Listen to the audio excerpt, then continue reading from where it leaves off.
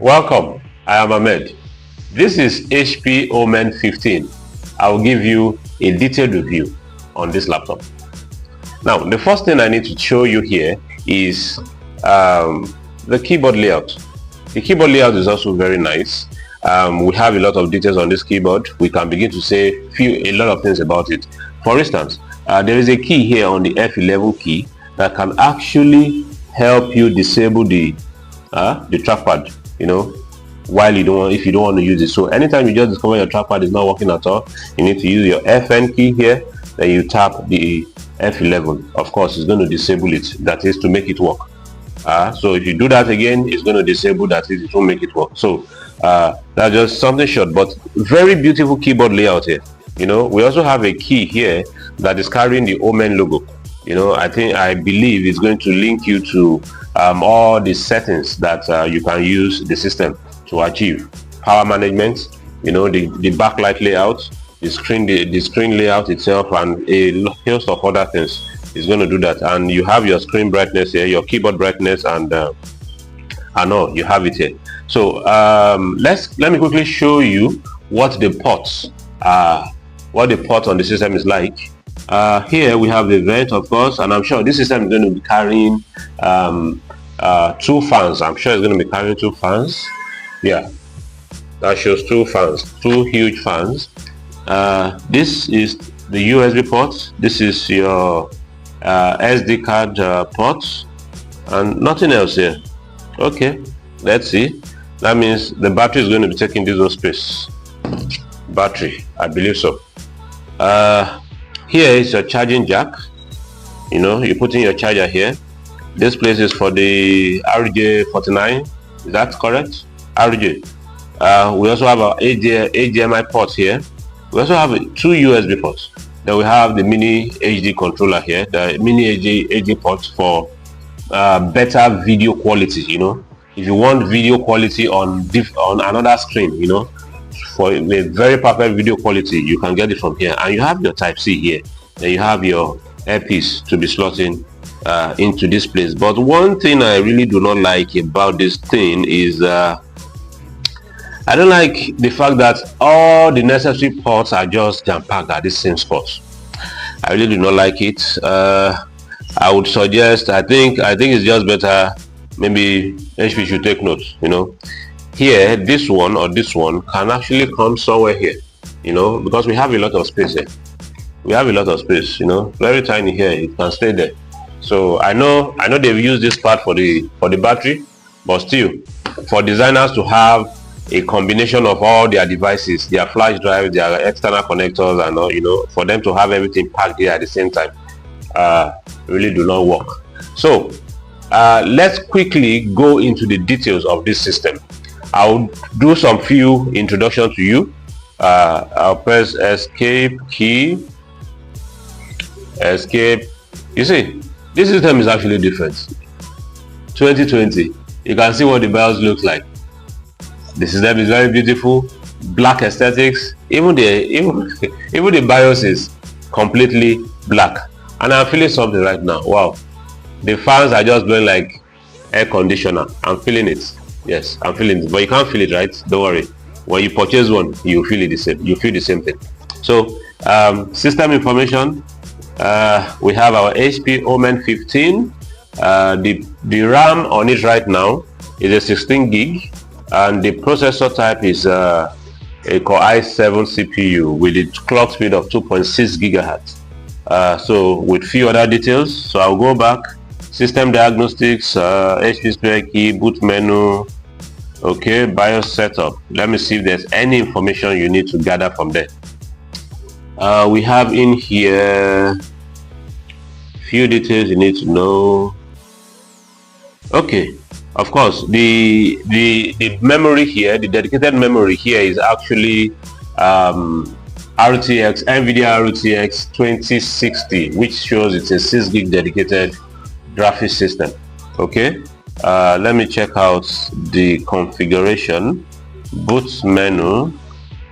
Okay, there's nothing much for you to configuration. Okay, in fact, what I've observed here is that there are quite a number of things that you can, re-edit, you can change on this system for optimal performance. So from now, the next thing now is that we are going to go deep into the system and see what it looks like. I'm going to check the storage capacity of this system right now. Number one, the storage. Yes, this is carrying a 512, that's 512 gigabytes SSD storage capacity, and I'm also sure that this system would have a number of slots whereby you can put in your different storage devices. So let me check the task manager to be very sure about that.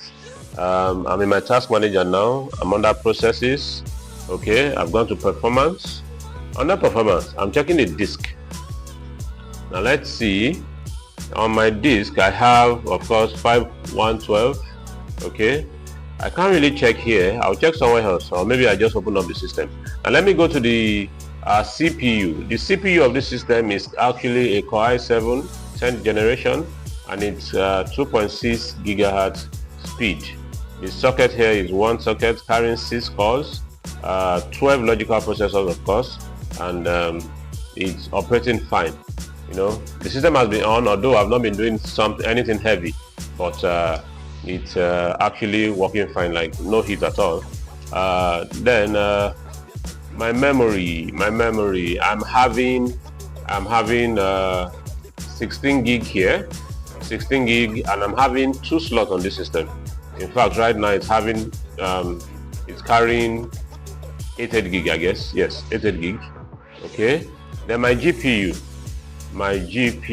the GPU for this system is actually NVIDIA GeForce RTX 2060, and that is a 6 gig dedicated system. So this is quickly a short review of what the system is carrying. Very shortly, I will explain. I'll put in some softwares. I will install some software, some gaming applications and others, just to test run what it is like. So the last thing I would like to check for you here is the refresh rates of the system. Okay, so I'm going back to my display settings.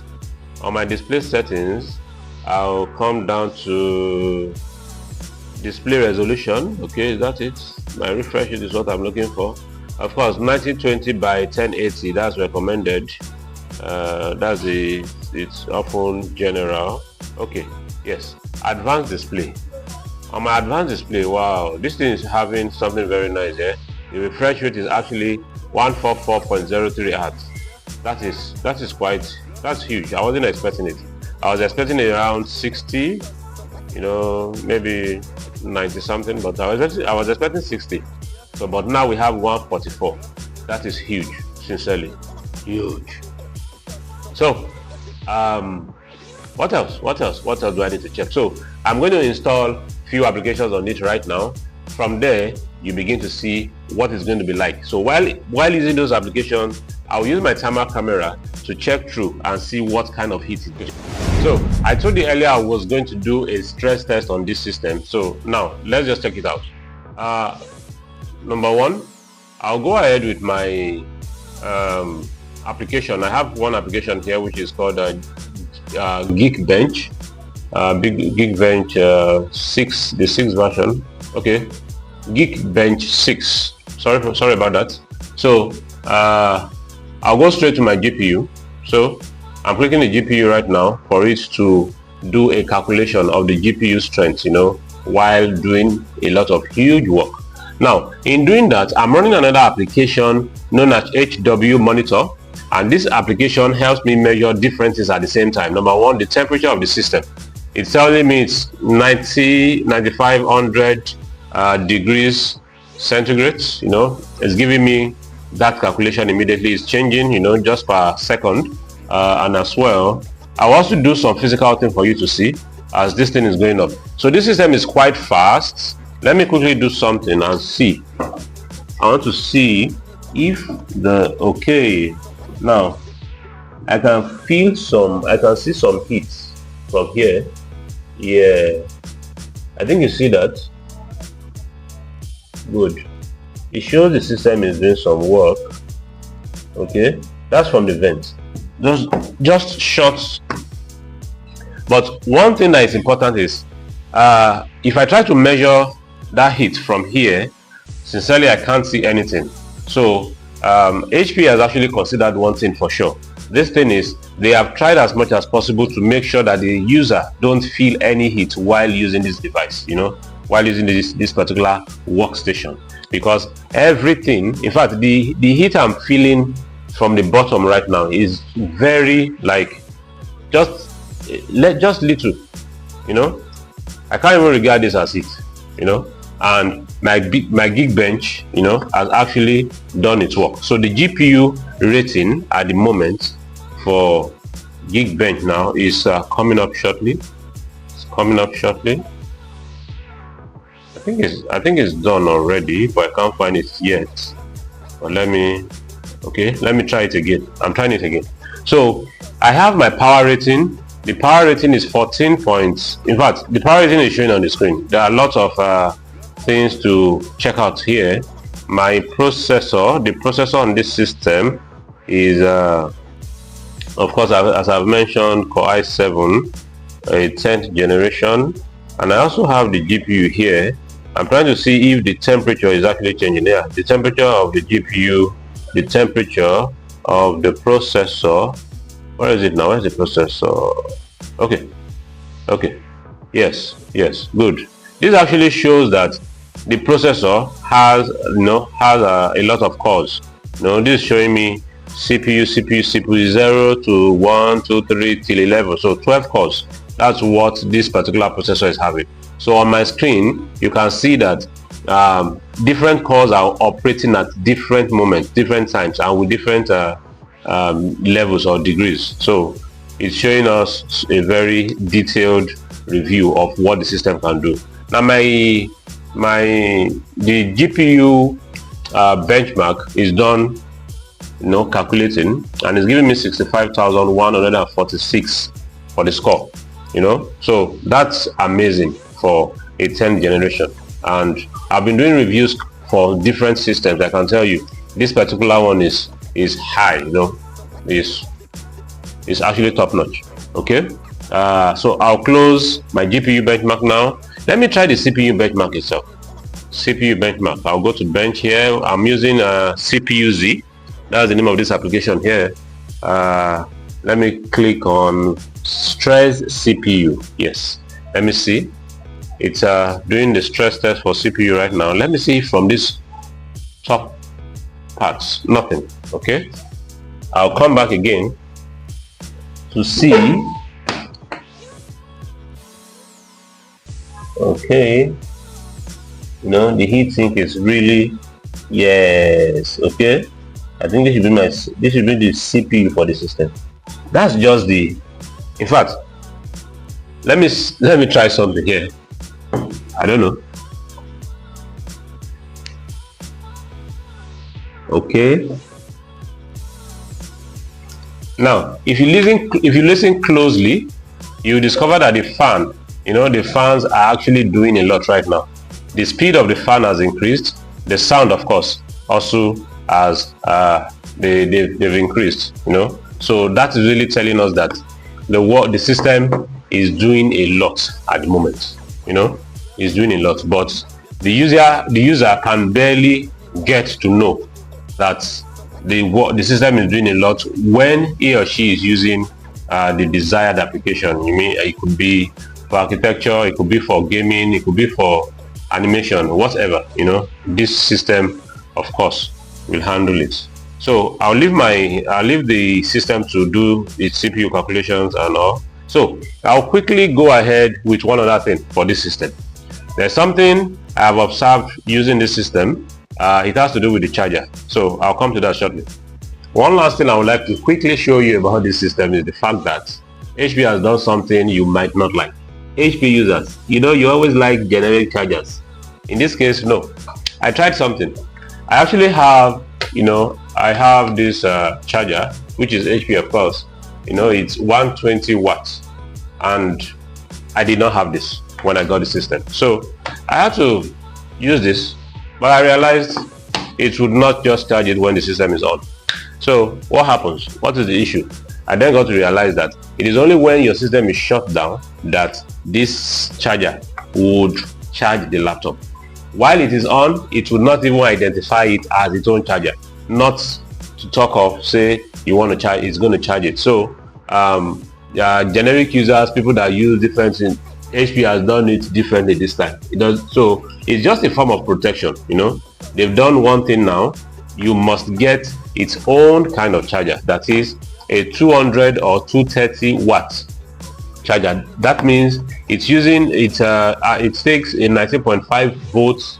It uses a 19.5 volts, and as well I think 10.3 amps. So if you multiply that, it gives you 200 watts. So that is the kind of charger that it actually takes or accepts. So good thing again for this kind of design is the fact that HP has decided to do a lot of protection for its users, so that all these issues related to power surge would be prevented in this case. But one other thing is, for us, we want to do a research and try to see what is HP really doing, what have they done differently, because ordinarily, if you put in a charger on a system that cannot charge the system, ordinarily it's going to identify it.